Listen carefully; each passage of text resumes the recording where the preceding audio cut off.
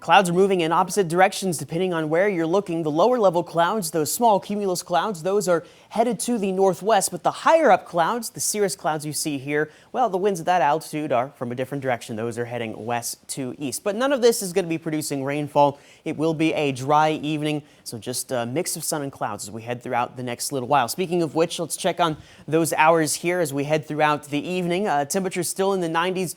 All the way through 9 o'clock. That's just how warm it's going to be. Southeast winds at about 10 miles per hour, and still some cloud cover hanging on by the time we get into later on tonight. But again, it might not be until 9:30 or 10 before those temperatures finally cool down into the 80s. So it is going to be pretty quiet here on Future Track. Nothing going on tonight, and then for tomorrow morning we'll still have a few clouds around. And as I mentioned earlier, it does look like there might be a brief shower or storm that will try to sneak into the area from the east and south, but all likelihood, it doesn't look like we're going to see much at all. So that's good news for football. Friday night football here just looks like we'll have some clouds hanging around, and that's going to be about it. It will be hot, though, if you're going to be out at the games. Those kickoff temperatures will certainly be in the 90s. The wind speeds as we head throughout the next little while, looking like those are going to be out of the south for the remainder of the evening at about 10 miles per hour. And once we get into tomorrow, well, it's more of the same, not the breeziest of conditions, a 5 to 10 mile per hour wind out of the south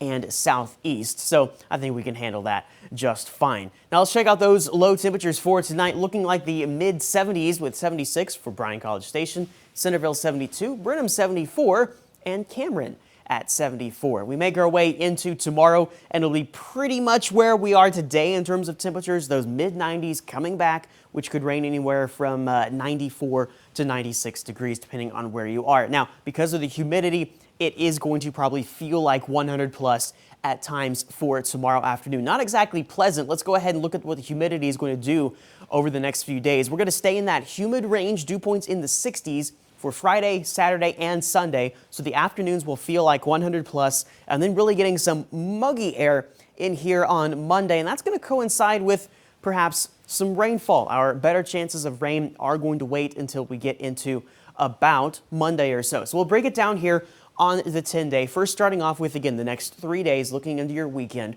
with temperatures in the mid-90s to upper 90s, climbing to 98 degrees by Sunday. And on Sunday, there is that 30% chance of some showers and thunderstorms, morning lows in the upper 70s. Then we move to Monday, and Monday has a 50% chance of rain and thunderstorms as a front should settle in the region somewhere, and that could be the muggy day as well. Now, after that, things quiet down a little bit, still a small chance of rain there on Monday, and then back to some dry weather on Tuesday, but it doesn't look like we get any cooler than 90 for the next few days.